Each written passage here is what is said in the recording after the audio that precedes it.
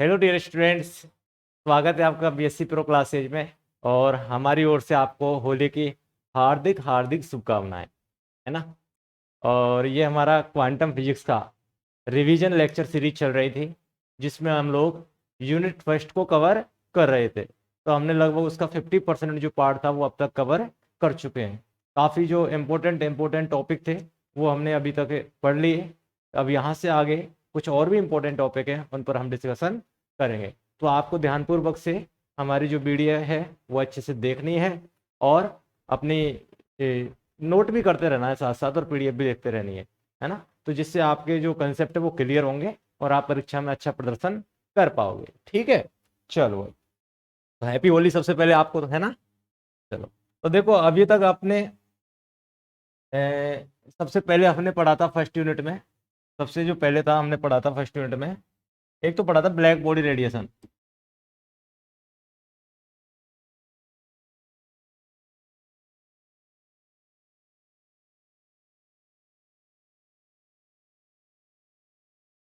ठीक है, यानी कि कृष्ण का विकिरण, ये अपन ने सबसे पहले क्लियर किया था। दूसरा अपन ने किया था क्या, फोटो इलेक्ट्रिक इफेक्ट। क्या, फोटो इलेक्ट्रिक इफेक्ट। इफेक्ट। और तीसरा अपन ने क्या पढ़ा था कल, क्रॉम्पटन इफेक्ट।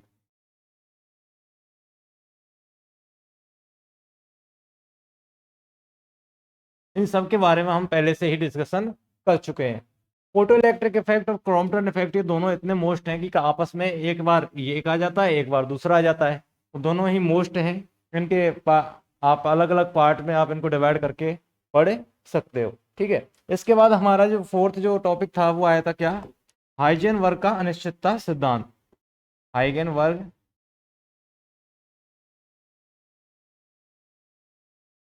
Uncertainty principle. ठीक है, हाइजेनबर्ग का अनिश्चितता का सिद्धांत। ठीक है, अब हाइजेनबर्ग का अनिश्चितता का सिद्धांत क्या कहता था कि भाई साहब आप एक तो एक ही डायरेक्शन में, सेम डायरेक्शन में और सेम टाइम पर, यानी कि एक साथ, मतलब और एक ही साथ, है ना, एक साथ आप एक तो मोमेंटम को और पोजीशन को मेजर नहीं कर सकते, है ना। एक तो मोमेंटम को मेजर नहीं कर सकते और एक किसको नहीं कर सकते, पोजीशन को। एक आप एनर्जी और टाइम को एक साथ मेजर नहीं कर सकते, और एक आप एंगुलर मोमेंटम, किसी एक डायरेक्शन की बात चल रही है, और एक आपका एंगुलर डिस्प्लेसमेंट थीटा। ये जो कॉम्बिनेशंस है, ये जो कॉम्बिनेशंस है, इनको आप एक साथ मेजर नहीं कर सकते। अगर आप सोच रहे हो कि आप पी और पी एक्स और एक्स की बात करें, ये तो क्या है, स्थिति जिसको आप पोजीशन बोलते हो, और ये क्या है, मोमेंटम। यानी कि क्या है, संवेग, मोमेंटम, और ये क्या है, स्थिति।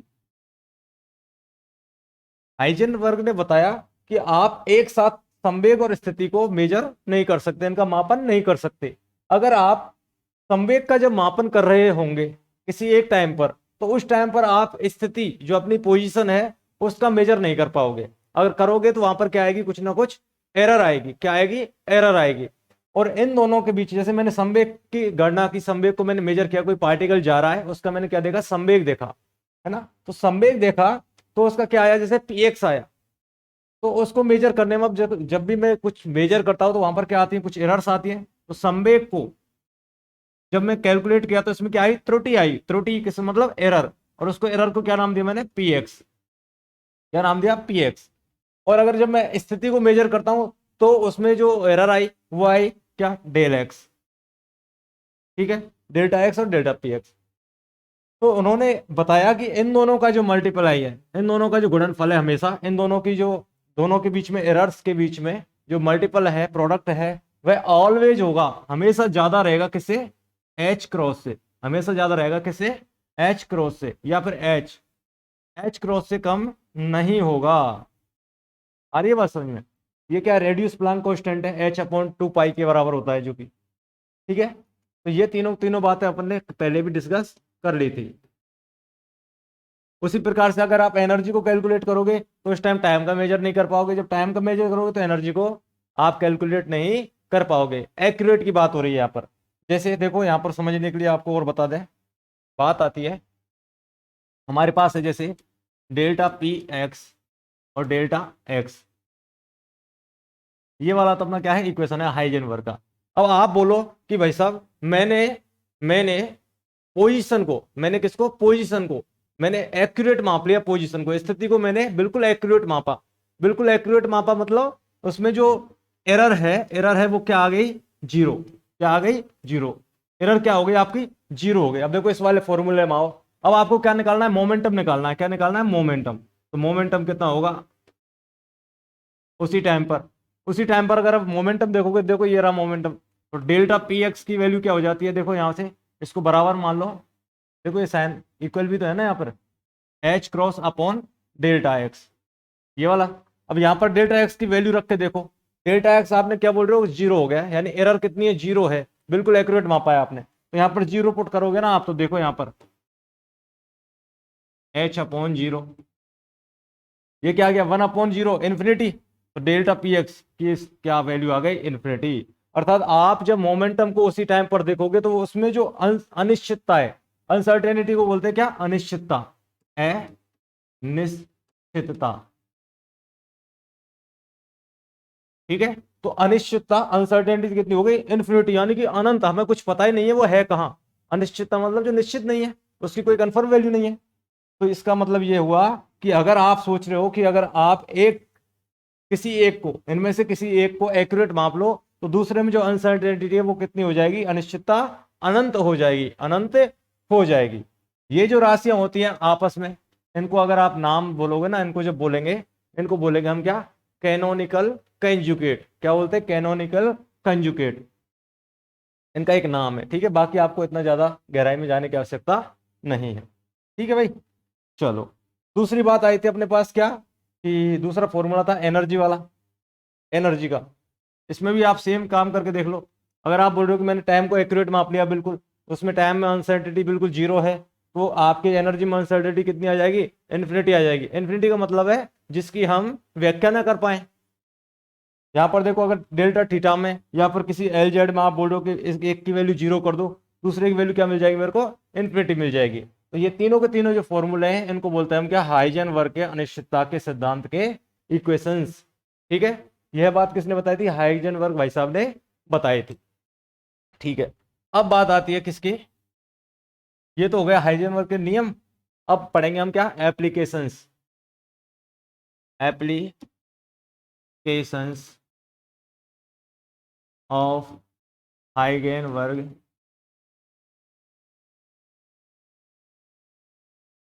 अनसर्टेनिटी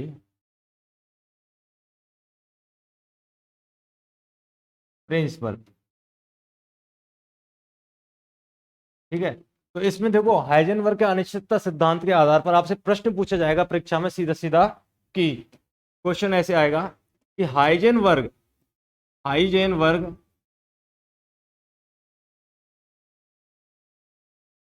के अनिश्चितता सिद्धांत के आधार पर, हाइजेनबर्ग के अनिश्चितता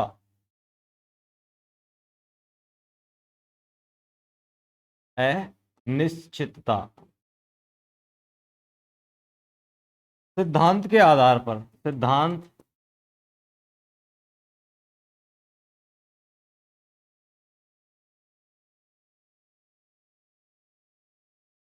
सिद्ध कीजिए कि इलेक्ट्रॉन, अब देखो तीन बातें पूछी है, तीन क्वेश्चन बनते हैं यहां पर। पहले लिखा हुआ आएगा हाइजेनबर्ग के अनिश्चितता सिद्धांत के आधार पर समझाइए, पर समझाइए कि, समझाइए कि,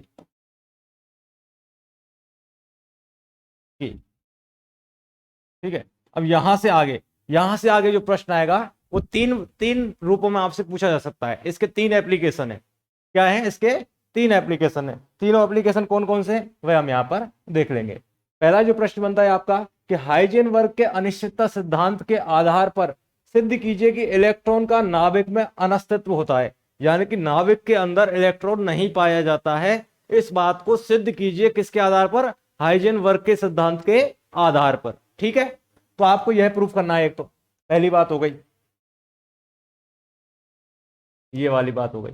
दूसरी बात आती है हाइजेनबर्ग के अनिश्चितता सिद्धांत के आधार पर सिद्ध कीजिए कि सरल आवर्ती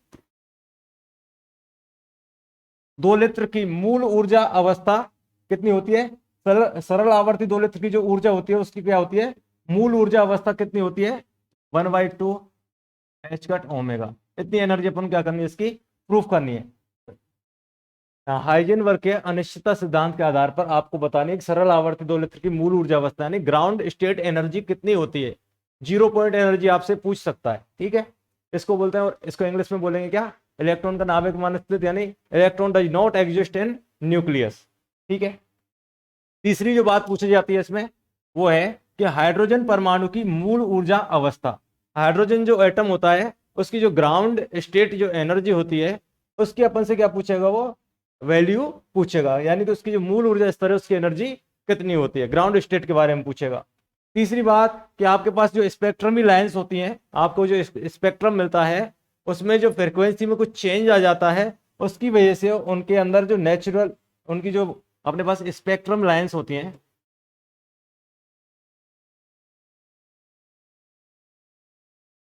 उनकी जो विड्थ है उसमें क्या आ जाता है, नेचुरल एक्सपेंशन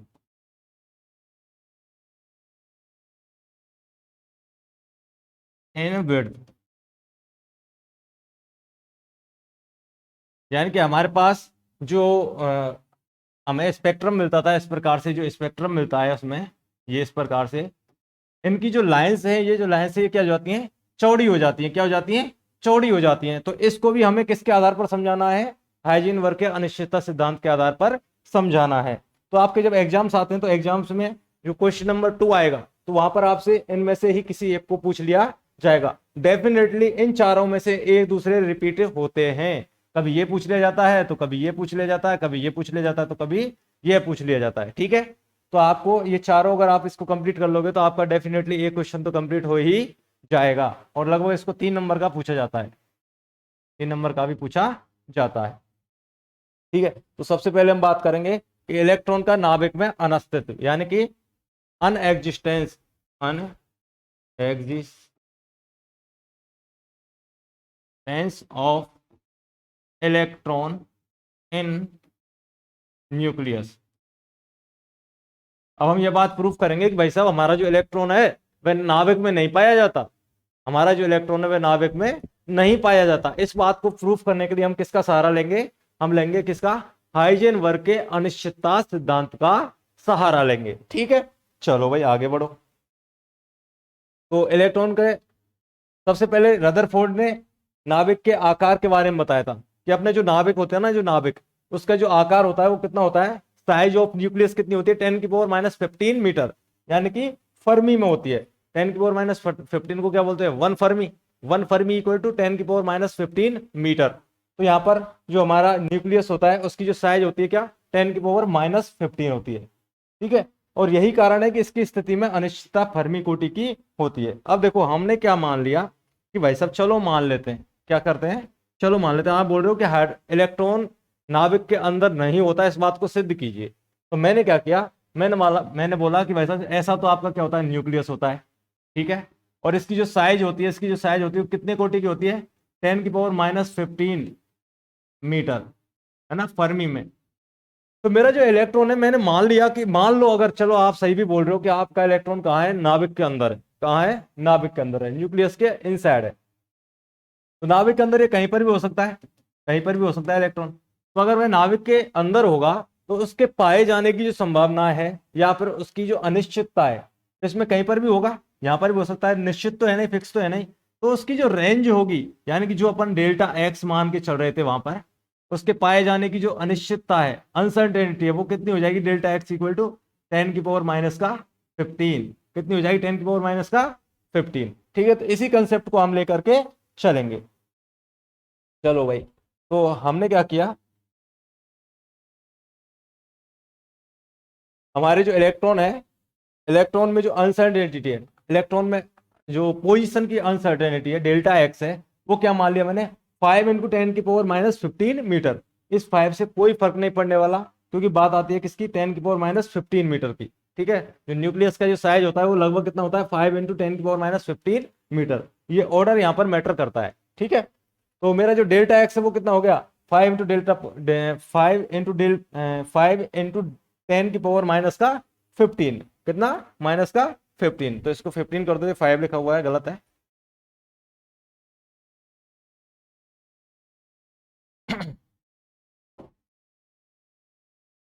-15, ये है 5 इंटू 10⁻⁻15 मीटर, 15 मीटर। ठीक है भाई, तो ये हो गई मेरे पास क्या, डेल्टा एक्स, तो ये हो गया। तो अब हाइगेनबर्ग का जो अनिश्चितता का सिद्धांत था, अनसर्टेनिटी प्रिंसिपल था, वो क्या कहता है कि भाई साहब आपके जो मोमेंटम में अनसर्टेनिटी है और डेल्टा एक्स में अनसर्टेनिटी है, या फिर एक्स में अनसर्टेनिटी है, पोजीशन में अनसर्टेनिटी है, स्थिति में अनिश्चितता है, उन दोनों का जो मल्टीपल प्रोडक्ट है वो always greater than equal to होगा एच क्रॉस बाई 2 से। और यहाँ पर जो एच है इसको क्या बोलते हैं अपन, रेडियस प्लांक कांस्टेंट, जिसकी वैल्यू क्या होती है, h/2 पाई। वैल्यू रख के जब देखोगे तो इसकी वैल्यू क्या आ जाएगी, 1.054 इंटू 10⁻⁻34 जूल सेकेंड। ठीक है, मात्रक तो वही रहेगा। तो यहां से देखो मैंने डेल्टा पी को यहां पर रख लिया और डेल्टा एक्स को क्या कर दिया, इधर भाग दे दिया नीचे। तो मेरा जो फॉर्मूला है वो किसमें चेंज हो जाएगा, delta P X greater than equal to h/2 delta X. कोई दिक्कत वाली बात बताइए। अब आप देखो मिनिमम अवस्था में जब हम सोचें कि अनसर्टेनिटी क्या है, मिनिमम है, मतलब हम लगभग जो अनिश्चितता है उसको क्या कर रहे हैं, कम से कम अनिश्चितता हो, तो उस वाले केस में जो P x, delta P x है वो क्या होगा, मिनिमम होगा। मिनिमम ही तो होगा, डेल्टा पी एक्स क्या मान रहा हूं मैं, मिनिमम, कि भाई कम से कम अनिश्चितता होनी चाहिए जिससे मेरे को इलेक्ट्रॉन आसानी से मिल जाए।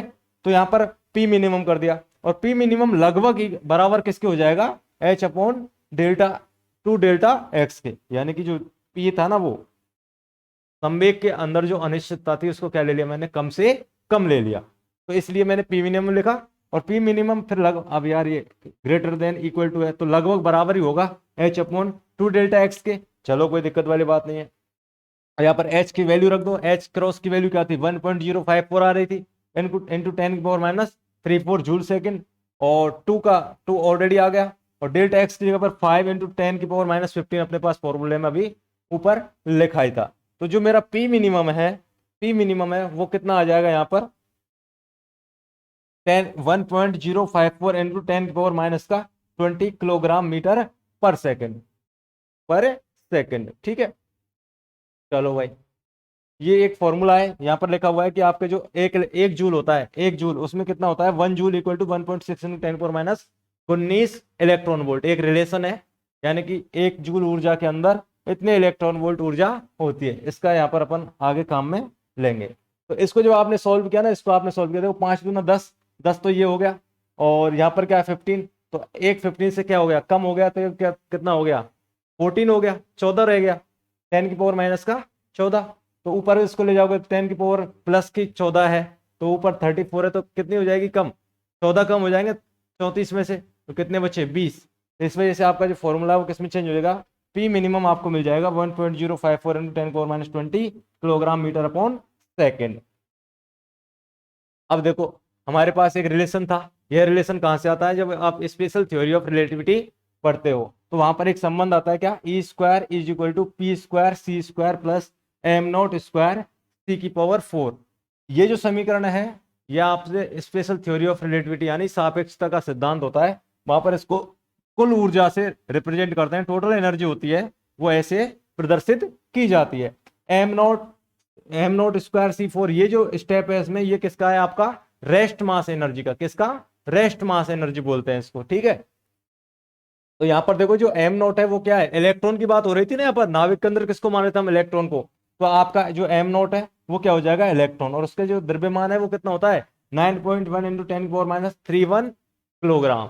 ठीक है, चलो भाई, अब देखो ये जो P² और C² है, P² और C² है, ये बहुत ज्यादा होता है। क्यों, देखो यहाँ पर C का गुणा हो रहा है, क्या, C का मल्टीप्लाई हो रहा है, C का स्क्वायर भी हो रहा है।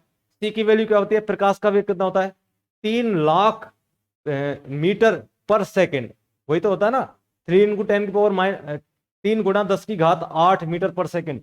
और उसका भी क्या कर दिया आपने, वर्ग कर दिया, स्क्वायर कर दिया, तो ये वाली जो वैल्यू है बहुत ज्यादा हो जाएगी M naught square C square से। ठीक है, तो यहां पर इसको आप क्या कर दो, नगण्य मान करके छोड़ दो, इग्नोर कर दो आप इसको, इस वाले स्टेप को, बहुत कम है। यानी कि 1 लाख रुपए की 1 लाख रुपए के सामने 1 रुपए की कोई कमी नहीं है यहाँ पर, है ना। ठीक है, तो अपने पास जो ई स्क्वायर में से मैंने इसको इग्नोर कर दिया, तो अपने पास क्या बचा, ई स्क्वायर बराबर पी स्क्वायर सी स्क्वायर। यहां से आपका जो फॉर्मूला है ई की जो वैल्यू है वो क्या आ जाएगी, पीसी, ई की वैल्यू क्या आ जाएगी, पीसी आ जाएगी। ठीक है, तो आपके पास आपको क्या चाहिए, ई मिनिमम, तो ई मिनिमम एनर्जी मिनिमम, तो एनर्जी मिनिमम क्या हो जाएगी, पी मिनिमम सी, क्योंकि सी तो कांस्टेंट है और पी मिनिमम अपन ने पहले से निकाल लिया। तो इलेक्ट्रॉन की जो मिनिमम एनर्जी है नाभिक के अंदर वो कितनी आएगी आपके पास, पी मिनिमम का फॉर्मूला रख दो, 1.054 इंटू 10⁻20 इंटू 3 इंटू 10⁸ इस वाली वैल्यू रख दी सारी की सारी। और आपको अगर ये जूल वाली जो एनर्जी है इसको इलेक्ट्रॉन वोल्ट में कन्वर्ट करना है, तो 1 जूल में कितने होते हैं, 1.6 इंटू 10⁻⁻19 इलेक्ट्रॉन वोल्ट। तो इसको किस में कर दिया आपने, इलेक्ट्रॉन वोल्ट में कन्वर्ट कर दिया। ठीक है, इलेक्ट्रॉन वोल्ट में जब आपने कन्वर्ट किया तो ई मिनिमम, जो ई मिनिमम की जो वैल्यू है, ई मिनिमम अर्थात आपके जो इलेक्ट्रॉन है उसकी ऊर्जा किसके अंदर, नाभिक के अंदर कितनी प्राप्त हुई आपको, लगभग 19.76 मेगा इलेक्ट्रॉन वोल्ट। आप यार इसको बोल सकते हो लगभग 20 मेगा इलेक्ट्रॉन वोल्ट। जो एनर्जी कितनी है अपने पास, जो ई मिनिमम मिली इलेक्ट्रॉन की जो एनर्जी कितनी मिली, 20 मेगा इलेक्ट्रॉन वोल्ट। यह जो एनर्जी है जब हमने प्रैक्टिकली जब हम करके देखते हैं, इलेक्ट्रॉन की जब ऊर्जा निकालते हैं उससे क्या है, बहुत ज्यादा है। तो समीकरण 2 से स्पष्ट है कि इलेक्ट्रॉन को नाभिक में उपस्थित रहने के लिए 19.76 मेगा इलेक्ट्रॉन वोल्ट न्यूनतम ऊर्जा चाहिए। कम से कम इतनी ऊर्जा तो इलेक्ट्रॉन के पास होनी ही चाहिए, तभी जाके वो नाभिक के अंदर टिकेगा। लेकिन नाभिकीय भौतिकी में हमने बीटा 6 प्रयोगों में देखा गया कि इलेक्ट्रॉन की ऊर्जा 2 या 3 मेगा इलेक्ट्रॉन वोल्ट होती है, लगभग 10 गुना ज्यादा एनर्जी चाहिए उसको नाभिक में रहने के लिए। तो यही कारण है कि नाभिक में इलेक्ट्रॉन उपस्थित नहीं हो सकता, नाभिक के अंदर हमारा इलेक्ट्रॉन कभी नहीं पाया जा सकता। ठीक है, तो यहां पर हमने किसका प्रयोग किया था, हाइजेनबर्ग के अनिश्चितता सिद्धांत का प्रयोग किया था। वहां से हमने क्या निकाला था, पी मिनिमम निकाला, पी मिनिमम से हमने ई मिनिमम निकाल लिया, और ई मिनिमम हमने देखा कि नाभिक में अगर इलेक्ट्रॉन को रखना है तो उसके लिए कम से कम 20 मेगा इलेक्ट्रॉन वोल्ट ऊर्जा की आवश्यकता होगी। लेकिन जब हम प्रयोग करके देखते हैं बीटा डिके वाले एक्सपेरिमेंट में, जब हम जाते हैं वहां पर जब हम देखते हैं तो हमें मिलता है कि इलेक्ट्रॉन की जो ऊर्जा है वह कितनी होती है, 2 या 3 मेगा इलेक्ट्रॉन वोल्ट होती है, 2 से 3 मेगा इलेक्ट्रॉन वोल्ट होती है। इसका मतलब यह है कि दोनों में बहुत ज्यादा डिफरेंस है, अतः हम कह सकते हैं कि इलेक्ट्रॉन नाभिक में नहीं रह सकता। तो ये सारी की सारी बात, अब देखो ज्यादा बड़ी नहीं है, बहुत छोटी सी डेरिवेशन है, बहुत छोटी सी डेरिवेशन है, और इसमें आपको 3 नंबर आसानी से मिल जाएंगे। चलो भाई, सेकंड जो अपना क्वेश्चन था वह क्या था कि आपके जो सरल आवर्ती दोलक की मूल ऊर्जा अवस्था, तो ग्राउंड स्टेट निकालनी है अपन को सिंपल हार्मोनिक ऑसिलेटर की। सिंपल हार्मोनिक ऑसिलेटर क्या होता है, एक मतलब जो फिक्स आवृत्ति के साथ बार बार पुनरावृत्ति करे उसकी एक ही स्थिति पर, है ना। तो मान लो कि एक एम द्रव्यमान का एक कण सरल आवर्त गति कर रहा है, सरल आवर्त गति मतलब एक ही किसी माध्य स्थिति के इर्द गिर्द क्या करता है, वो मोशन करता है। ठीक है, और उसकी एनर्जी क्या मान ली मैंने, ई मान ली, टोटल एनर्जी ई मान ली। तो कुल ऊर्जा कितनी होती है किसी भी दोलक की, किसी भी दोलक की गतिज ऊर्जा, जब आपने मैकेनिक्स पढ़ी होगी तो वहां पर देखा होगा कि गतिज ऊर्जा और स्थितिज ऊर्जा के योग के बराबर टोटल एनर्जी होती है। ठीक है, और जब कोई हमारा जो पार्टिकल है किसी माध्य अवस्था के, सपोज करो ये मेरी माध्य अवस्था है, x बराबर 0, वह इधर आ रहा है और इधर आ रहा है, तो ये मैक्सिमम इसका क्या कहलाता है, एम्पलीट्यूड कहलाता था, ये तो a, और इसका डिस्प्लेसमेंट कितना था, x था, सपोज करो x डिस्प्लेसमेंट था। तो इसके जो माध्य ऊर्जा होती थी, इसकी जो माध्य ऊर्जा होती थी या पोटेंशियल एनर्जी होती थी वो क्या होती थी, हाफ के एक्स स्क्वायर, यही तो होती थी इसकी energy, half K X square. ठीक है, तो वही वाला कंसेप्ट यहां पर अपन ने क्या किया है, यूज किया है। तो मेरी जो दोलक की जो कुल ऊर्जा है वो कितनी हो जाएगी, गतिज ऊर्जा half M B square plus half K X square. यहां से जो टोटल एनर्जी है वो किसके इक्वल हो जाएगी, अब देखो मैंने इसमें किसका गुणा कर दिया, ऊपर एम का गुणा कर दिया और नीचे भी एम का गुणा कर दिया। इसे इसलिए कर रहा हूं जिससे मैं इसको मोमेंटम की फॉर्म में लिख सकूं। तो देखो m का जैसे मैंने ऊपर नीचे मल्टीप्लाई किया तो ये हो गया M square V square upon 2m। अब देखो ये M square V square, M भी क्या होता है, p होता है, सम भी एक बराबर क्या होता है, m इंटू वी। तो m इंटू बी को क्या लिख दो आप, p लिख दो। तो इसको लिख दिया मैंने क्या, p लिख दिया। अब ये x डायरेक्शन में इसलिए इसका नाम रख दिया अपन ने px। तो इसका नाम हो गया P square P X square upon 2m plus half K X square. ठीक है, चलो कोई दिक्कत वाली बात नहीं है। जब हमारे पास सिंपल हार्मोनिक मोशन होती थी, सरल आवर्त गति होती थी, तो सरल आवर्त गति में जो अपनी ओमेगा यानी कि फ्रीक्वेंसी है, आवृत्ति है, उसका सूत्र क्या होता था, अंडर रूट के अपॉन एम। यहाँ पर के क्या कहलाता था, स्प्रिंग नियतांक, स्प्रिंग नियतांक। ठीक है, तो ओमेगा का स्क्वायर कर लो तो क्या आ जाएगा, के अपॉन एम आ जाएगा, अंडर रूट हट जाएगा, और के की जो वैल्यू है यहां से क्या जाएगी, M into omega naught square. K की जो वैल्यू क्या आ जाएगी, M omega naught square. Omega क्या है यहाँ पर, आवृत्ति है। तो इस के की वैल्यू को यहाँ पर पुट कर दो। तो यहाँ पर जैसे पुट करोगे तो के को एलिमिनेट कर दोगे आप, के की जगह पर आप क्या रख दो, एम ओमेगा नॉट स्क्वायर। तो आपका जो फॉर्मूला है वो बिल्कुल चेंज हो जाएगा, किसमें, E is equal to P X square upon 2m plus half M omega naught square X square. ठीक है, अब बात आती है, मान लो कि आपके जो संवेग आया ना यहाँ पर, ये तो रहा मोमेंटम। ठीक है, और ये रही क्या आपकी पोजीशन। तो आप यहाँ पर मान लो कि हमारी जो पोजीशन यानी स्थिति में जो अनिश्चितता है वह कितनी है, डेल्टा एक्स है। और हमारे जो संवेग है, मोमेंटम है, उसमें जो अनिश्चितता है वो कितनी है, डेल्टा पी एक्स है। कितनी है, डेल्टा पी एक्स है। क्यों, क्योंकि अपन को किसका सहारा लेना है, हाइजेनबर्ग के अनिश्चितता सिद्धांत का। तो अनिश्चितता सिद्धांत में सबसे पहले किसकी आवश्यकता होती है हमें, डेल्टा एक्स की और डेल्टा पी एक्स की। तो हमने निकाला कि एक्स को किसकी, एक्स की जगह पर क्या रख दो इस फॉर्मूले में, डेल्टा एक्स, और पी को क्या रख दो आप, डेल्टा पी एक्स। ठीक है, तो मेरा जो फॉर्मूला वो किस में कन्वर्ट हो जाएगा, E is equal to delta P X, P X की जगह पर डेल्टा पी एक्स और एक्स की जगह पर डेल्टा एक्स। ठीक है, चलो भाई कोई दिक्कत वाली बात नहीं है। अब देखो मेरा जो फॉर्मूला है वो क्या होता है, delta X delta P X is greater than equal to H cross upon 2। ठीक है, तो यहां से डेल्टा पी एक्स की वैल्यू निकाल लो। तो डेल्टा पी एक्स की जो वैल्यू क्या हो जाएगी, एच अपॉन 2 डेल्टा एक्स। इसको अपन क्या करेंगे, वही मिनिमम, क्योंकि अपन को क्या निकालनी है, देखो सरल आवर्ती दोलक की मूल ऊर्जा अवस्था। ठीक है, और मूल ऊर्जा अवस्था का मतलब क्या है, ground state energy. Ground state energy होती है वो सबसे कम होती है ना, सबसे कम ही तो होती है, मिनिमम न्यूनतम ऊर्जा स्तर बोलते हैं ग्राउंड स्टेट एनर्जी को। तो उसके लिए अपन को ऐसा काम कर रहे हैं, इसलिए अपन यहाँ पर क्या लेके चलेंगे, पहले से ही पी मिनिमम लेके चलेंगे। क्या लेके चलेंगे, पी मिनिमम। तो न्यूनतम अवस्था के लिए, तो न्यूनतम अवस्था के लिए बिल्कुल वही पी मिनिमम बराबर हो जाएगा एच अपॉन 2 डेल्टा एक्स। वही same to same step follow किया यहाँ पर अपन ने। अब समीकरण नंबर 2 में यहाँ पर वैल्यू रख दो इसकी। तो समीकरण नंबर 2 में जैसे आप वैल्यू रखोगे तो देखो आपका जो फॉर्मूला किसमें चेंज हो जाएगा, ई मिनिमम की जगह पर क्या, ई मिनिमम हो जाएगी जब अपना जो संवेग है वो भी मिनिमम रहेगा। तो P square minimum upon 2m plus half M omega naught square delta X का स्क्वायर। ठीक है भाई, चलो कोई दिक्कत वाली बात नहीं है। पी मिनिमम की जो वैल्यू है, अब देखो पी मिनिमम की वैल्यू वहां पर क्या रहती है, एच अपॉन 2 डेल्टा एक्स। तो यहाँ पर स्क्वायर वर्क करना है अपन को, तो स्क्वायर करोगे तो देखो एच अपॉन 2 डेल्टा एक्स का क्या हो जाएगा, एच स्क्वायर, और नीचे 2 है तो उसमें भी 2 था पहले। यहां पर देखो इसका स्क्वायर करोगे तो क्या आएगा, H square upon 4 delta X का स्क्वायर, और नीचे इसमें ऑलरेडी 2 है ही, तो इसका जब आप मल्टीप्लाई कर दोगे तो हो जाएगा H square upon 8m delta X का square plus 1/2 M omega not delta X का स्क्वायर। अब देखो ये पूरा का पूरा इक्वेशन है किसमें कन्वर्ट हो गया, डेल्टा एक्स में। अब यहां से हम क्या लेंगे कि हमारी जो ग्राउंड स्टेट एनर्जी है उसमें क्या होती है, मिनिमम एनर्जी होती है, न्यूनतम एनर्जी होती है। तो उसके लिए हम क्या लेते हैं, एक स्थायित्व प्रतिबंध लेते हैं, स्टेबिलिटी कंडीशन लेते हैं कि भाई साहब आपकी जो D minimum over del X है वो क्या होगा, 0।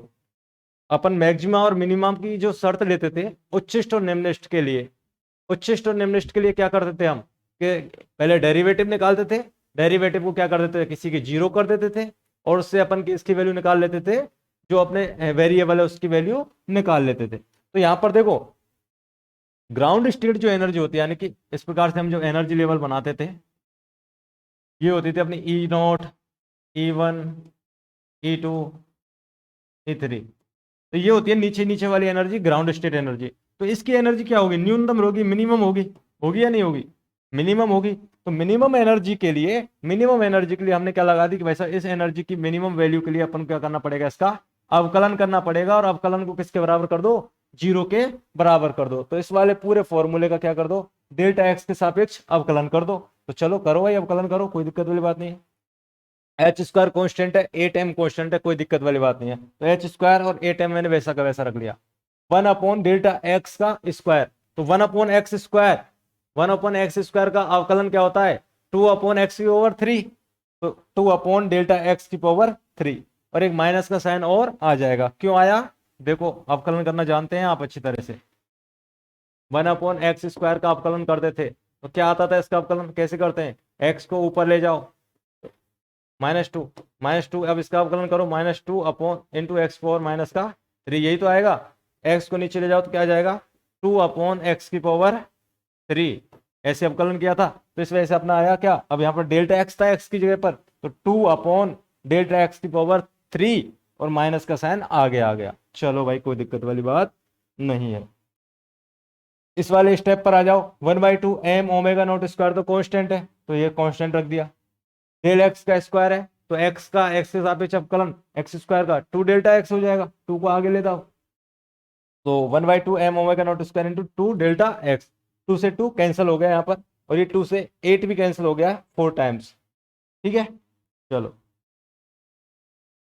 आगे बढ़ते हैं। तो अपना जो फॉर्मूला है, अभी इसको देखो बराबर किसके करना है, इसको 0 के बराबर भी करके चलना है, 0 के बराबर करते चलना है। क्या बराबर कर दो, 0 के, 0 के बराबर करोगे तो ये वाली जो राशि है इसको उधर ले जाओ, माइनस की हो जाएगी, तो माइनस से माइनस प्लस हो जाएगा। ठीक है, तो दोनों का जो फॉर्मूला है वो इस प्रकार से चेंज हो जाएगा। यहां से अपन निकालेंगे क्या, डेल्टा x4, देखो x है यहाँ पर, x की पावर 3 है, और यहाँ पर क्या है, एक x है, तो इसको आप अगर 3x को इधर ले जाओ तो क्या हो जाएगा, x4 हो जाएगा, और m ओमेगा नॉट स्क्वायर को नीचे ला दो, तो h² / 4m² omega naught square. आपका जो फॉर्मूला है किसमें चेंज हो जाएगा, इस वाले फॉर्मूले में। आगे बढ़ते हैं, यहां से अब देखो इन दोनों को क्या ले लो, अंडर रूट ले लो, तो अंडर रूट ले लोगे तो डेल्टा एक्स का स्क्वायर ये चेंज हो जाएगा किसमें, प्लस माइनस, स्क्वायर से अंडर रूट ले रहे हैं तो इसका क्या आ जाएगा, एच रह गया, 4 का 2, एम स्क्वायर का एम, और ओमेगा नॉट स्क्वायर का ओमेगा। तो आपका जो फॉर्मूला है डेल्टा एक्स यानी कि अनसर्टेनिटी का स्क्वायर किसके बराबर हो जाएगा, plus minus h×2m omega naught से। ठीक है, अब देखो ये जो वैल्यू है इसको किस में पुट करना है अपन को, किस में पुट करना है, ई मिनिमम में, क्योंकि अपन को चाहिए न्यूनतम ऊर्जा चाहिए, मिनिमम एनर्जी चाहिए, ग्राउंड स्टेट एनर्जी चाहिए। तो उसके लिए ई मिनिमम बराबर h², जहां पर डेल्टा एक्स था ना, इस वाले ई मिनिमम में, यहाँ पर डेल्टा एक्स था, यहाँ पर डेल्टा एक्स का स्क्वायर था, यहाँ पर डेल्टा एक्स का स्क्वायर था, तो इस जगह पर क्या पुट कर दो, डेल्टा एक्स की वैल्यू, डेल्टा एक्स स्क्वायर की वैल्यू क्या है, h/2m ओमेगा नॉट। तो देखो वही क्या है यहाँ पर, h² 8m तो पहले से था, डेल्टा एक्स की जगह पर x² की जगह पर h/2m ओमेगा रख दिया, और यहाँ पर भी h/2m ओमेगा नॉट रख दिया। एम ओमेगा नॉट से एम ओमेगा नॉट कैंसिल हो गया, यहाँ पर एक ओमेगा बच गया, यहाँ पर h से एक एच कट गया, 2 से 4 टाइम ये कट गया, m से m कट गया, तो क्या बचा यहाँ पर, देखो ये ओमेगा का चला जाएगा, ऊपर चला जाएगा, तो ये हो जाएगा h×ओमेगा, और यहाँ पर क्या बच जाएगा 2। तो अपना जो फॉर्मूला है वो किसमें चेंज हो गया, ई मिनिमम बराबर h×ओमेगा/4 प्लस h×ओमेगा/4। इसमें भी देखो 2 का 2 से मल्टीप्लाई कर दो, 2 से 8 कितना टाइम कट गया, 4 टाइम्स। ठीक है, दोनों को ऐड कर दो, दोनों को ऐड करने के बाद आपको जो न्यूनतम एनर्जी है, मिनिमम एनर्जी, वो कितनी मिलेगी, 1/2 h×ओमेगा नॉट। और ये जो एनर्जी थी समीकरण 5 से अपन को जो सरल आवर्त दोलक की मूल ऊर्जा अवस्था में ऊर्जा को व्यक्त करता है, और इसे ही शून्य बिंदु ऊर्जा भी कहते हैं। देखो, और ये जो अपन ने कैलकुलेट किया है ये किसकी सहायता से किया है, हाइजेनबर्ग के अनसर्टेनिटी प्रिंसिपल से। ठीक है, अनसर्टेनिटी प्रिंसिपल से ये वैल्यू हमने क्या किया, कैलकुलेट की है, और यही वैल्यू हमें जब हम डायरेक्ट जो वैल्यू निकालते थे इसकी तब भी यही मिलती थी। तो अतः हम कह सकते हैं कि हाइजेनबर्ग के अनिश्चितता सिद्धांत के आधार पर प्राप्त सरल आवर्त दोलक की ऊर्जा मूल ऊर्जा अवस्था के बराबर होती है। इसको ही बोलते हैं क्या, 0 पॉइंट एनर्जी।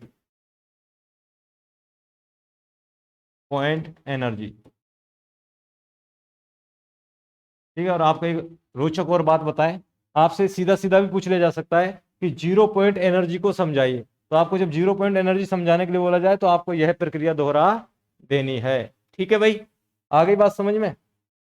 चलो, प्रैक्टिस करोगे एक बार में तो आपको ये सारी चीजें याद भी हो जाएंगी। यहां पर और देखो, ये जो एच क्रॉस ओमेगा है ना, हाँ ये एच क्रॉस ओमेगा, ओमेगा की अगर आप वैल्यू रखो तो इसको दूसरी फॉर्म में भी लिख सकते हो। ठीक है, कि ओमेगा बराबर क्या होता है, 2 पाई न्यू होती है।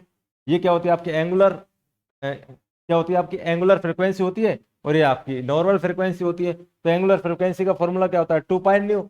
तो यहाँ से आप देखो एच क्रॉस की जो वैल्यू है H/2 पाई होती है। तो सारी वैल्यू अगर आप एच क्रॉस ओमेगा में रखो तो आपको जो ये फॉर्मूला है ई मिनिमम का क्या बन जाएगा, 1/2 h न्यू। ठीक है, जो कि एनर्जी का फॉर्मूला है। और इसको भी क्या कहते हैं, यह भी शून्य बिंदु ऊर्जा कहलाती है रेखीय आवृत्ति के पदों में। ये जो न्यू है इसको बोलते हैं क्या, रेखीय आवृत्ति। और ओमेगा नॉट है इसको बोलते हैं क्या, एंगुलर आवृत्ति या फिर कोणीय आवृत्ति। ठीक है भाई, चलो तो आपसे जिस भी फॉर्म में पूछे उस फॉर्म में आपको लिख देनी है।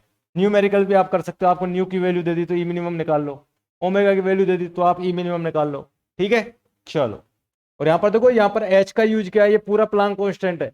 और वहां पर क्या क्या है, एच क्रॉस का, ये कौन सा है, आधा वाला, कौन सा, रेड्यूस प्लांक कांस्टेंट। ठीक है, चलो भाई आगे बढ़ते हैं। अब इसका तीसरा वाला जो टॉपिक है, तीसरा जो क्वेश्चन आता है इसमें कि हाइड्रोजन परमाणु की ग्राउंड स्टेट एनर्जी को बतलाइए, किसकी सहायता से, हाइजेनबर्ग के अनिश्चितता सिद्धांत के आधार पर। अब देखो आपको याद हो कि हाइड्रोजन परमाणु की जो मिनिमम एनर्जी है वो कितनी होती थी, -13.6 कुछ ऐसी होती थी ना, 13.6 -13.6। तो वही वाली यहाँ पर अपन को क्या करनी है, प्रूफ करनी है, किसकी सहायता से, हाइड्रोजन हाइजेनबर्ग के अनिश्चितता सिद्धांत के आधार पर। चलो भाई आ जाओ। तो सबसे पहले क्या लिखोगे, आपको अगर ये प्रश्न पूछ लिया जाए कि हाइजेनबर्ग के अनिश्चितता सिद्धांत के आधार पर हाइड्रोजन परमाणु की मूल ऊर्जा अवस्था को समझाइए, तो उसके लिए आपको सबसे पहले यही लैंग्वेज लिखनी है कि माना एच परमाणु में इलेक्ट्रॉन की जो औसत त्रिज्या है वह क्या है, आर है। तो स्थिति में भाई अपन को, ये हाइड्रोजन परमाणु है ना, हाइड्रोजन परमाणु में ये नाभिक हो गया, न्यूक्लियस है ना, ये न्यूक्लियस है। तो इसका जो पहला कोष है यही क्या होगी, इसकी ग्राउंड स्टेट एनर्जी कहलाएगी, फर्स्ट वाली। तो इसके लिए अपन को क्या निकालनी है, एनर्जी निकालनी है। तो हाइड्रोजन परमाणु, अब इसमें एक ही कोष होता है के, है ना, तो इसकी जो रेडियस क्या मान ली मैंने, आर मान ली। तो मेरा जो इलेक्ट्रॉन है वह कहाँ पाया जाएगा, इसी में कहीं ना कहीं पाया जाएगा, इसी में कहीं ना कहीं पाया जाएगा। ठीक है, तो मैं क्या मान के चलूंगा कि भाई साहब मेरी जो अनसर्टेनिटी है, डेल्टा एक्स है, अनिश्चितता है, वह क्या हो जाएगी, आर। इलेक्ट्रॉन के पाए जाने की अनिश्चितता क्या हो जाएगी, आर हो जाएगी। क्या हो जाएगी, आर हो जाएगी। डेल्टा एक्स बराबर आर। आर क्या है, हाइड्रोजन परमाणु की त्रिज्या 0.529 कुछ ऐसी होती है ना। तो अब क्या करेंगे अपन, वही वाली बात लगाएंगे पहले वाली कि भाई साहब हाइड्रोजन का जो हाइजेनबर्ग का जो अनिश्चितता सिद्धांत है वो क्या होता है, delta X delta P X greater than equal to H/2। यही तो फॉर्मूला होता है हमारा। चलो भाई, तो यहां पर देखो मैथमेटिकल, अब यहां पर देखो ये क्या है, ग्रेटर देन इक्वल टू है। इसका मतलब अगर मैं इस 2 को इधर भेज दूं, इसमें कोई फर्क नहीं पड़ेगा 2 से, तो मैं H×2, H×2 है ना, इसकी जगह पर H का भी यूज कर सकता हूं। ठीक है, इसकी वैल्यू में कोई ज्यादा फर्क नहीं पड़ने वाला। इस वजह से मेरे को और कुछ गणित की जो गणना है मैथमेटिकली आसान बनाने के लिए, है ना, गणना को आसान बनाने के लिए मैं H×2 की जगह पर H का प्रयोग कर रहा हूं। ठीक है, याद रखने वाली बात है ये। तो मैंने delta X delta P x को क्या लिख दिया, यहाँ पर H लिख दिया। ठीक है, अब यहां से क्या निकालो, मोमेंटम निकाल दो, delta P X greater than equal to H/डेल्टा एक्स। देखो डेल्टा एक्स क्या लेके चल रहे थे अपन, आर लेके चल रहे थे, तो मैंने क्या कर दिया, यहाँ पर डेल्टा पी एक्स की वैल्यू क्या रख दी, आर रख दी। ठीक है, न्यूनतम अवस्था में पी मिनिमम वही निकालना है अपन को, हर बार यही कर रहे हैं अपन। ठीक है, तो इस बार भी यही करेंगे। तो पी मिनिमम क्या हो जाएगा, H/आर, और ये जो साइन है वो किसके बराबर हो जाएगा, लगभग बराबर की। ठीक है, चलो भाई, टोटल एनर्जी क्या होती है हमारे पास इलेक्ट्रॉन की, एक तो उसकी काइनेटिक एनर्जी होगी और एक उसकी पोटेंशियल एनर्जी होगी। तो काइनेटिक एनर्जी क्या होती है, हाफ एम बी स्क्वायर। ठीक है, कोई दिक्कत वाली बात नहीं है। दूसरी होती है क्या, उसकी पोटेंशियल एनर्जी, पोटेंशियल एनर्जी क्या होती है, के Q1 Q2 अपॉन आर। वहां पर क्या होता है, इलेक्ट्रॉन होता है और एक प्रोटॉन होता है, तो इलेक्ट्रॉन प्रोटॉन क्या हो जाएगी, के ई स्क्वायर, और इलेक्ट्रॉन पर चार्ज होता है नेगेटिव, तो हो जाएगा क्या, माइनस का के ई स्क्वायर। Q1 क्या होता है यहाँ पर, परमाणु है, परमाणु में नाभिक है, और ये इलेक्ट्रॉन है।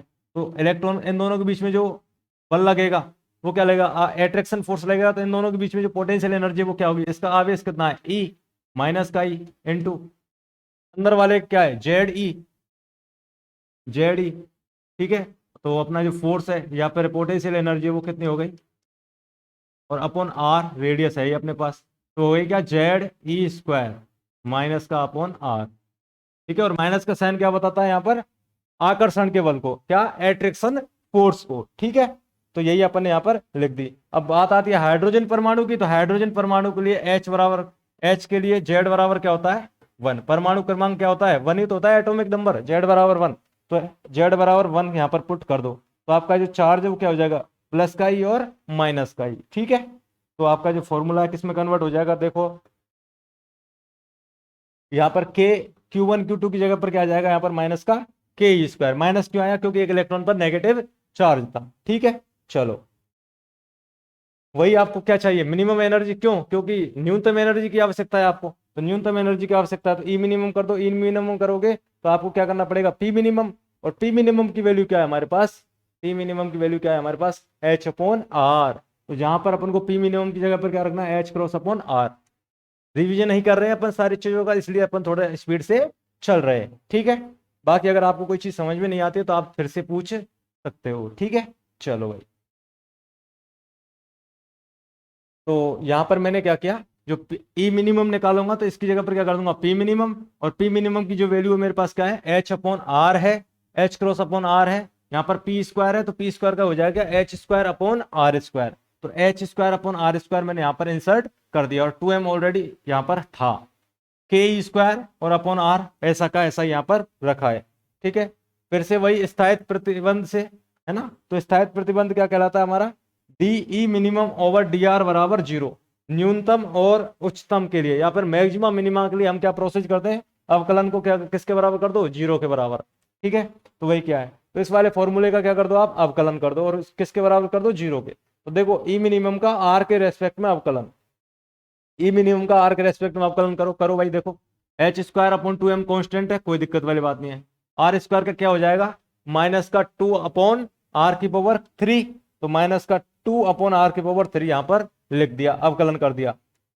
बात आती है माइनस का के ई स्क्वायर अपॉन आर, तो 1 अपॉन आर का अवकलन क्या हो जाता है, माइनस का 1 अपॉन आर स्क्वायर, तो माइनस का 1 अपॉन आर स्क्वायर लिख दिया, और माइनस का जो साइन आया था, माइनस ऑलरेडी है, माइनस माइनस का प्लस हो गया, ठीक है। तो 2 से 2 कैंसिल हो गया, यहाँ पर दोनों को दूसरी साइड ले जाओ, दूसरी साइड ले जाओगे तो आपके पास इधर क्या बचा, H square upon M R cube, और उधर क्या बचा आपके पास, K E square upon R square. तो आर स्क्वायर से एक इधर क्या बचा था, आर क्यूब था, तो 2r चला गया, तो इधर कितना आर रह जाएगा, एक आर रह जाएगा, कितना रह जाएगा, एक आर रह जाएगा। तो H square upon M R बराबर क्या हो गया, के ई स्क्वायर, ठीक है, के ई स्क्वायर। अच्छा, इसको और बताऊं,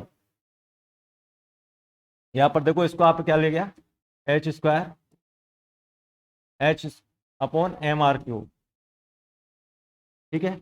और इसको दूसरी साइड ले गए आप, ये माइनस का पहले से था, तो ये भी क्या हो जाएगा, प्लस का हो जाएगा, ए स्क्वायर अपॉन आर, ठीक है। तो ये जो आर था ना, आर स्क्वायर है यहाँ पे, तो इस 2r स्क्वायर से ये आर क्यूब कैंसिल हो गया, तो इधर कितना रह जाएगा, एक आर रह जाएगा, तो एक किस में चेंज हो जाएगा आपका, H square upon M R equal to K E square, ठीक है, इस वाले में चेंज हो जाएगा, इस वजह से अपन ने यहाँ पर ऐसा लिखा है। अब यहाँ से आप क्या निकाल लो, आर की वैल्यू निकाल लो, तो आर की जो वैल्यू आ जाएगी यहाँ से, आर की वैल्यू, तो आर को इधर ले जाओ और के स्क्वायर को नीचे ले जाओ, तो आपका जो फॉर्मूला है किसमें चेंज हो जाएगा, आर बराबर एच स्क्वायर अपॉन एम के ई स्क्वायर, ठीक है। चलो भाई, अब देखो एच स्क्वायर क्या है, प्लांक कांस्टेंट है, एम क्या है, इलेक्ट्रॉन का मास है, के क्या है यहाँ पर 9 × 10 की पावर 9 ना, जो विद्युत चुंबकीय नियतांक आता था ना, विद्युत नियतांक, वो है। ई स्क्वायर की वैल्यू क्या है, 1.6 × 10 की पावर -19 का क्या कर दो, स्क्वायर कर दो, पूरी पूरी राशि क्या हो गई, कांस्टेंट हो गई। जैसे ही आप ये सारी वैल्यू पुट करोगे, तो पुट कर दो भाई, सारी वैल्यूज पुट करने के बाद आपको आर की जो वैल्यू मिलेगी कितनी मिलेगी, 0.53 इंटू 10⁻⁻10। इसका मतलब क्या हुआ, 0.53 एंगस्ट्रॉम। इसका मतलब क्या हुआ, आर की वैल्यू क्या मिली, आर बराबर क्या मिला, 0.53 एंगस्ट्रॉम। और जब हम हाइड्रोजन एटम पढ़ते थे, 12वीं में भी पढ़ा होगा आपने, कि हाइड्रोजन की जो त्रिज्या आती थी कितनी आती, 0.529 एंगस्ट्रॉम। इसको आप ऐसे भी लिख सकते थे 0.5, अप्रोक्सीमेशन कर दो इसका 3 एंगस्ट्रॉम, 29 को 30 भी तो लिख सकते हैं। देखो यही एनर्जी मिल गई। इसका मतलब हाइजेनबर्ग का अनिश्चितता सिद्धांत बिल्कुल सही बता रहा है हमें सारी बातें, है ना। तो इस प्रकार से हम अब क्या निकालेंगे, मिनिमम एनर्जी निकालेंगे। तो आर की इस वैल्यू को कहां पर पुट कर दो आप, ई मिनिमम के फॉर्मूले में। तो जैसे ही आप ई मिनिमम के फॉर्मूले में आर की वैल्यू पुट करोगे, या फिर यह सारी वैल्यूज h² / m ke² रखोगे, h²/m ke² रख दो। तो ई मिनिमम के फॉर्मूले में जैसे आप h²/m ke² आर की जगह पर रखोगे, तो आपको क्या मिल जाएगा, ई मिनिमम का फॉर्मूला। तो ई मिनिमम का फॉर्मूला क्या बनेगा आपके पास फिर, -1/2 m ke² e⁴ ठीक है। दोनों में से माइनस कर दिया तो इसमें से आधा है, पूरे में से नेगेटिव, पूरे में से आधा चला गया तो नेगेटिव आधा, तो नेगेटिव आधा बच गया यहाँ पर।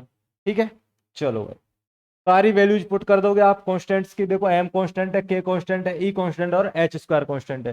सारी की सारी वैल्यू आपको जानते हो। m की वैल्यू 9.1 × 10⁻31, k की वैल्यू 9 × 10⁹, ए की वैल्यू जो होती है क्या होती है, 1.6 × 10⁻19। ठीक है, और h क्रॉस की वैल्यू आप ऑलरेडी जानते हो, 1.054 × 10⁻34। सारी वैल्यू यहाँ पर जब आपने पुट की, थोड़ी सी कैलकुलेशन करनी पड़ेगी, और जब आप कैलकुलेशन करोगे तो आपके पास जो ई मिनिमम है वो कितनी आ जाएगा, -13.6 इलेक्ट्रॉन वोल्ट। और यही हमने पहले से बोर भाई साहब थे, उन्होंने भी यही बात बताई कि इलेक्ट्रॉन की जो न्यूनतम एनर्जी वो कितनी होती है पहले कोर्स में, या फिर ग्राउंड स्टेट एनर्जी है वो कितनी होती है, -13.6। और ये सारी बात हमने किसकी सहायता से सिद्ध की है, हाइजेनबर्ग के अनिश्चितता सिद्धांत के आधार पर। ठीक है, चलो भाई, तो यहां पर प्रूफ भी हो गया कि उपरोक्त व्यंजक हाइड्रोजन परमाणु के लिए मूल ऊर्जा अवस्था को व्यक्त करता है। बिल्कुल बिल्कुल मैच हो रहा है यहां पर। ठीक है, चलो भाई, तो ये इस प्रकार से हमारा ये टॉपिक भी कंप्लीट हो चुका है। फोर्थ जो टॉपिक आता है हाइजेनबर्ग अनिश्चितता सिद्धांत का, उसके ऊपर आप बातें करते हैं। और आता है वर्णक्रम रेखाओं का स्वाभाविक विस्तार। अब देखो पहले तो पता होना चाहिए कि वर्णक्रम रेखाएं क्या होती हैं।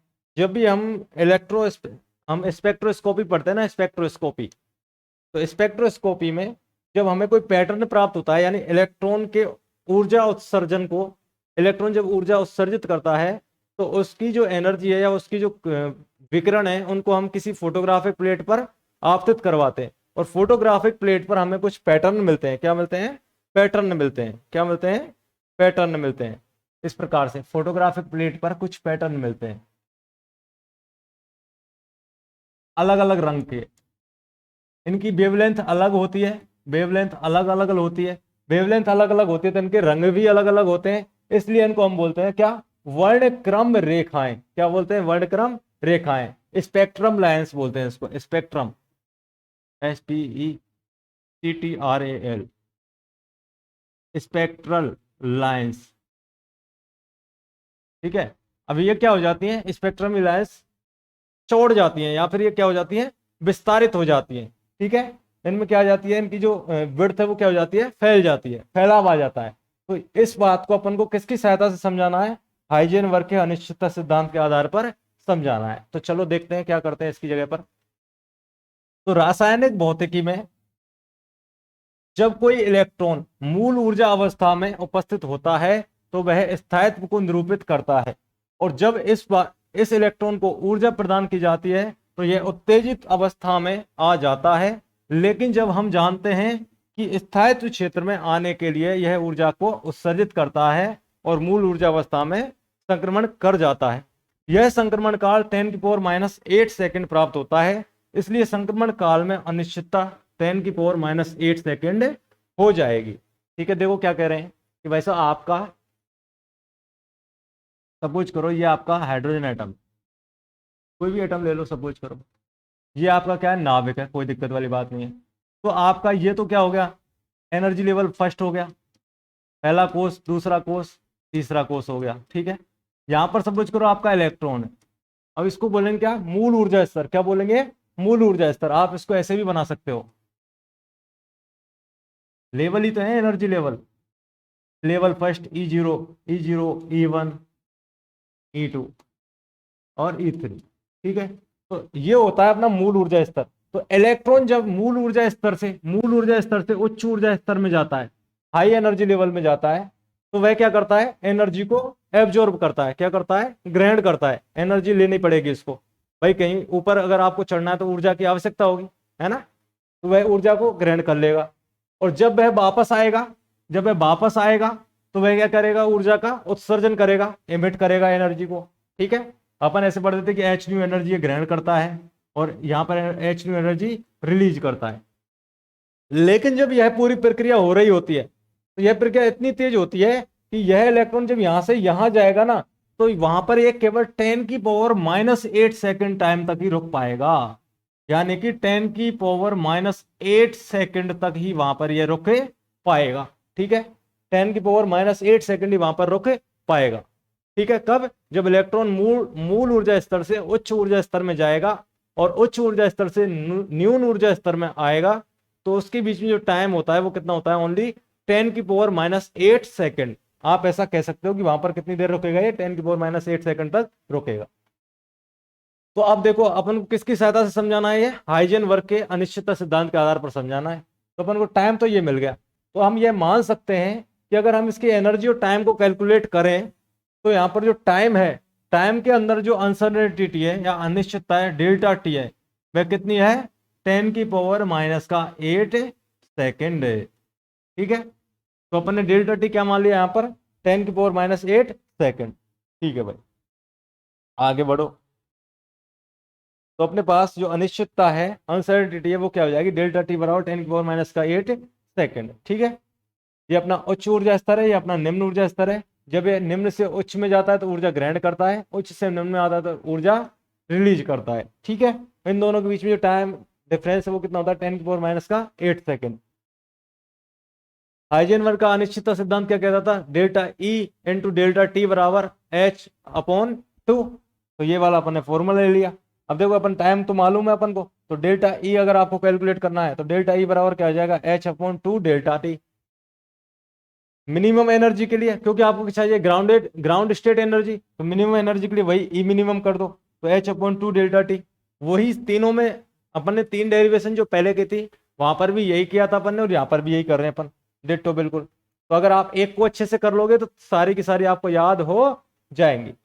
ई मिनिमम की वैल्यू निकाल लो, एच की वैल्यू क्या हो गई, 1.054 × 10⁻³ 2 ऑलरेडी है, और टी की वैल्यू क्या मानी थी अपने डेल्टा टी की, 10⁻⁸ सेकेंड। यहां से आपको अगर इलेक्ट्रॉन वोल्ट में चाहिए एनर्जी, तो इलेक्ट्रॉन वोल्ट में चाहिए तो 1.6 × 10⁻⁻19 का क्या दे दो, इसमें भाग दे दिया अपन ने, ठीक है। चलो भाई कोई दिक्कत वाली बात नहीं है, और ये फॉर्मूला किस में चेंज हो गया, इलेक्ट्रॉन वोल्ट में, ठीक है। चलो, तो यहां पर जो अपने इसको आप कैलकुलेट कर लोगे तो आपको जो ई मिनिमम है या मिनिमम एनर्जी है वो कितनी मिलेगी, 3.38 × 10⁻⁸ इलेक्ट्रॉन वोल्ट। ये अपन को क्या मिल गई, एनर्जी। अब प्लांक भाई साहब थे, उन्होंने क्या कहा था कि जो एनर्जी है वह होती है किसकी, E = H न्यू। ऊर्जा किसके बराबर होती है, H न्यू के बराबर होती है। और ऊर्जा में अगर आपको चेंज चाहिए तो चेंज हो जाएगा, अगर ऊर्जा में चेंज कर दो तो किस में चेंज होगा, H तो कांस्टेंट है, न्यू में चेंज होगा, आवृत्ति में चेंज होगा। तो आवृत्ति में अगर आपको चेंज निकालना है तो डेल्टा E/H कर दो, और डेल्टा ई की वैल्यू आप ऑलरेडी जानते हो, तो ऐसे डेल्टा न्यू बराबर, अब डेल्टा ई की वैल्यू क्या आई थी अपने पास, डेल्टा ई की वैल्यू क्या आई थी, डेल्टा ई की वैल्यू देखो क्या आई थी अपने पास, डेल्टा ई की वैल्यू H/2 डेल्टा टी। यहां पर क्या रख दो आप, H/2 delta T, H×2 delta T रख दिया, और H ऑलरेडी था अपने पास। अब इस H को भी किस में चेंज कर दो आप, H क्रॉस में। तो H को आप जब H क्रॉस में चेंज करो तो क्या कर दोगे, 2πH×। तो इसकी जगह पर क्या रख दिया मैंने, 2πH× रख दिया इस H की जगह पर, ठीक है। H× से H× कैंसिल हो गया, 2 और 2 4 पाई डेल्टा टी। तो 2 की वैल्यू यहां पर रख दिया ऐसे कैसे, डेल्टा टी की वैल्यू वहां पर क्या आई थी अपने पास, डेल्टा टी की वैल्यू क्या आई थी अपने पास, 10 की पावर 8 आई थी ना, तो 10 की पावर माइनस का 8, और पाई की वैल्यू क्या रख दी यहाँ पर 3.14, यानी कि ये सारी वैल्यू मैंने यहाँ पर क्या कर दी, इंसर्ट कर दी। जैसे ही मैं ये सारी वैल्यू पुट करता हूँ और 1 में है, तो मेरे को जो वैल्यू मिलेगी वो क्या मिलेगी, क्या 7.96 इंटू 10 की पावर 6। सिंपल मैथमेटिक्स है, ये आपको आसानी से कर लेनी है। इसकी आप जब प्रैक्टिस करोगे तो आराम से हो जाएगी, ठीक है। तो अब 10 की पावर 6 होता है क्या, मेगा होता है, तो आपके पास जो आवृत्ति है वो क्या हो जाएगी, डेल्टा न्यू बराबर 7.96 मेगा हर्ट्ज, ठीक है। तो यहां पर जो रिलेशन मिला है, यहां पर मेरे को क्या मिला, उपरोक्त संबंध वर्णक्रम रेखाओं की चौड़ाई के स्वाभाविक विस्तार के व्यंजन को व्यक्त करता है। यानी कि जो मेरे पास विड्थ में जो चेंज आया, विड्थ में जो चेंज आया वो कितना आया, 7.96 मेगा हर्ट्ज आया, ठीक है। तो मेरी आवृत्ति थी वो पहले कम थी, लेकिन यहां पर क्या हो गई, ये चेंज हो गई और बढ़ गई। इस वजह से इसको क्या कहेंगे हम, वर्णक्रम रेखाओं का स्वाभाविक विस्तार, ठीक है भाई। चल, तो यहां पर अपना ये जो टॉपिक है, ये हाइजेनबर्ग का अनिश्चितता सिद्धांत पूरा का पूरा क्या होता है, कंप्लीट होता है। पीडीएफ आपको दी हुई है, पीडीएफ में कुछ न्यूमेरिकल्स दिए गए हैं, आपको उनको खुद से सॉल्व करना है, क्योंकि न्यूमेरिकल्स में टाइम थोड़ा ज़्यादा खराब होगा अपना, तो इस वजह से आप खुद इनकी प्रैक्टिस कर लीजिएगा। कुछ नहीं, बेसिक बेसिक से न्यूमेरिकल है, आप इनमें सारी वैल्यू पहले से पुट कर सकते हो, ठीक है। चलो भाई,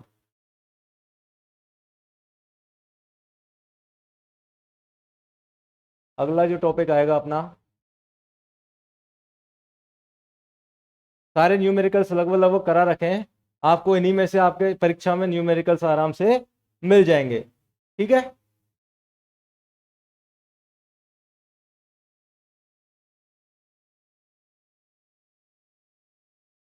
टॉपिक वाइज यहां पर आपको दिए हुए हैं सारे के सारे न्यूमेरिकल।